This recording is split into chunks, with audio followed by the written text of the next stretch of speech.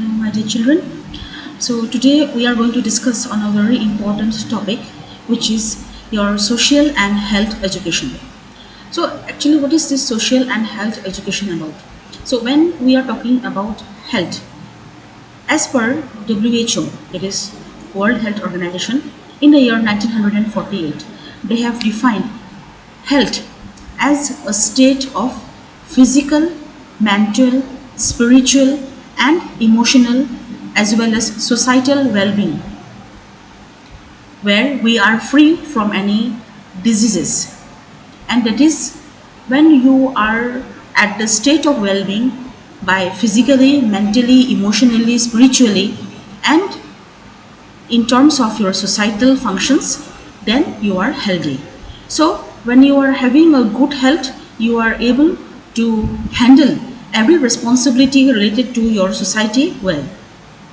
And here what we need to learn about our society and about the correlation between our society and our health. So let us find out. So what governs the health? It's food.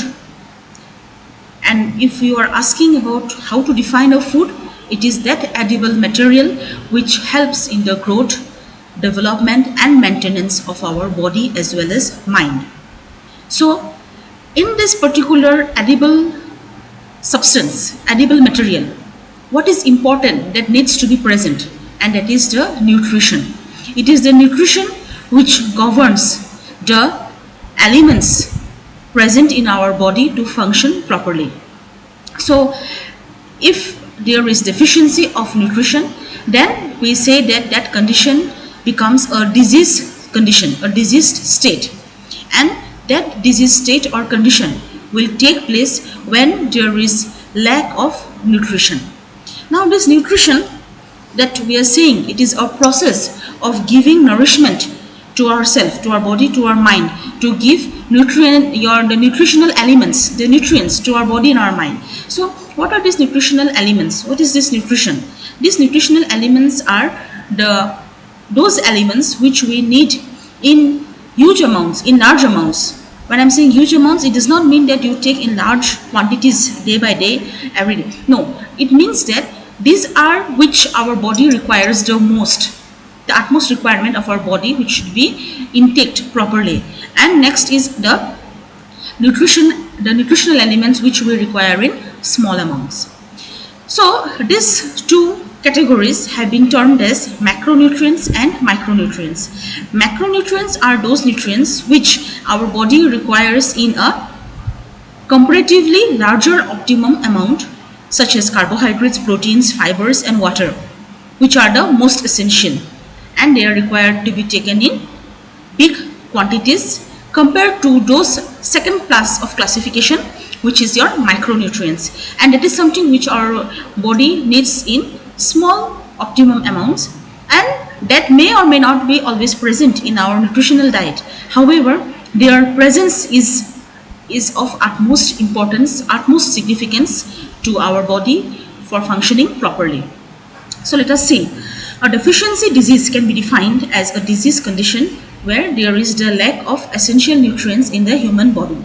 And when there is any kind of imbalance to these dietary intakes that we take, dietary nutritional elements that we take, then it leads to your malconsumption, which we can say that it is your either overconsumption or it is underconsumption.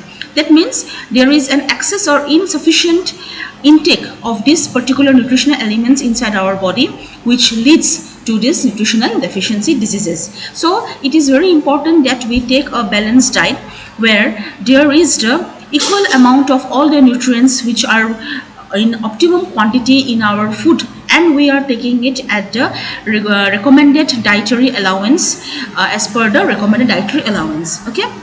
So as I have discussed already, it comprises of the macronutrients like the proteins, carbohydrates, fats along with water, and the micronutrients which is your vitamin and mineral. That means the vitamins and the minerals are the two prime micronutrients which help in the proper bodily function.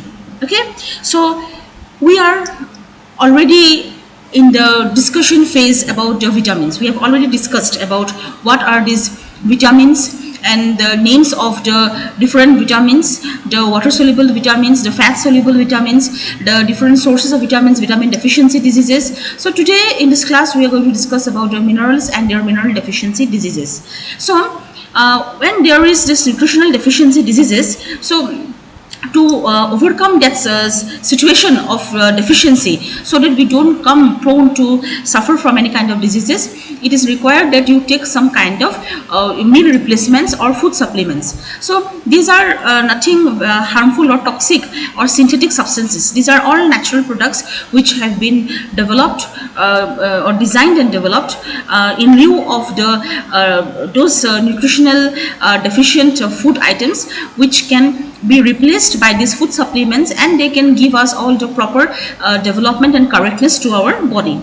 So basically we consider that there are 6 basic supplements which are present in the food. They are the carbohydrates, proteins, lipids, vitamins, minerals and water. Okay, so what are the causes of these nutritional deficiencies? The causes of nutritional deficiencies include when we are taking an inadequate uptake of diet. So that is a malnutrition. Malnutrition can be because of 2 reasons. One may be because you are taking an underconsumption, or because you are taking an overconsumption. So when there is an inadequate uptake of a diet or any kind of specific nutrient, and or you have taken an excess amount of a specific nutrient. Another is the malabsorption.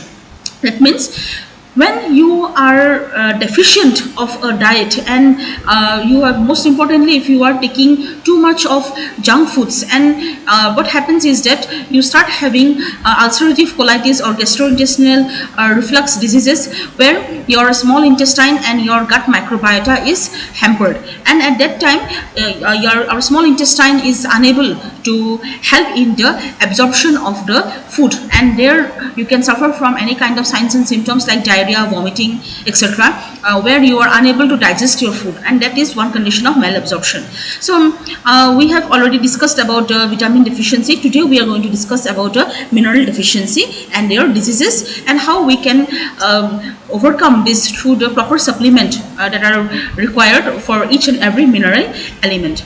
So minerals, what are these? These are those nutrients which the body needs in order to function properly. So for the proper release of the enzymes and hormones by our different bodily organs, it is required that we take the minerals in optimum requirement, so that our body is functioning properly, where the hormones and enzymes are playing their important, most significant role.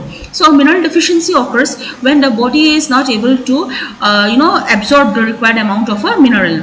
And suppose some examples of minerals are sodium, potassium, magnesium, calcium, iron, zinc, manganese, copper, iodine and chromium. So deficiency of these minerals can lead to several health problems. As we know that, as an example, that iron deficiency can cause anemia, because the hemoglobin, which is a very important constituent of our blood, where it is composed from 2 parts. One is the hem part and other is the globin part. Hem is the iron part, globin is the protein part. When the iron part is missing, so definitely it will not be possible alone for the protein part to synthesize the red blood corpuscles inside our your blood, where the blood synthesis will be very less, as well as you can suffer from different kinds of, you can say, diseases, okay, deficiency diseases. So that is why it is said that there is a recommended dietary allowance, where the average quantity of these nutritional elements should be such that it fulfills 97% of the nutritional requirements for a healthy person, and it can be found only in these mineral supplements, vitamin supplements and fortified or food enriched your food substances. When there is a shortage of these minerals, we can suffer from many different conditions, which can, right from our improper functioning of the vital organs, brittle bones, low immunity development, growth retardation, etc. So coming to this different mineral elements, let us find out about what is calcium deficiency causing to us. Okay, so deficiency of calcium is called by the term as hypocalcemia. Okay, that means when there is decreased calcium concentration in the bones. Okay, so we say that calcium density, when it is low in the bones, it causes conditions like osteopenia, rickets, osteomalacia, osteoporosis, tetany, skin tanning, muscle spasms, muscle cramps, spasms, tremors, and there may be some abnormality in bone shape, Then also the appearance of a person may look like the chest region may look like a pigeon breast. Okay, so these are certain deformities of the bones which take place right from birth when there is a deficiency of the calcium. So how can we treat this? We can treat this through calcium enriched diet.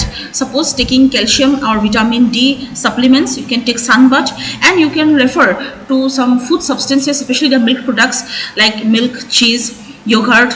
Then there may be also the green leafy vegetables, cereals, pulses. So these are certain important food sources which can enrich us with proper calcium concentration in our body, and where our body can function properly, where it is dependent on the calcium mineral element. So this is about all your today's class. So tomorrow we are again going to continue this further with some more mineral deficiency diseases and certain your food drug addictive habits. Okay, so with that we wind up our class today. So as I have also told to you regarding your vitamins, today again I am saying to you that for the minerals also you do the same thing. Okay, you try to prepare a chart where you make a chart of the vitamins, the types of vitamins, names of individual types, the sources or treatments, and their deficiency diseases. Same you also follow for the different mineral elements. This will help you to memorize the vitamin and minerals without any confusion. Okay, so for any kind of doubts that you have, you please feel free to contact me. Okay, thank you.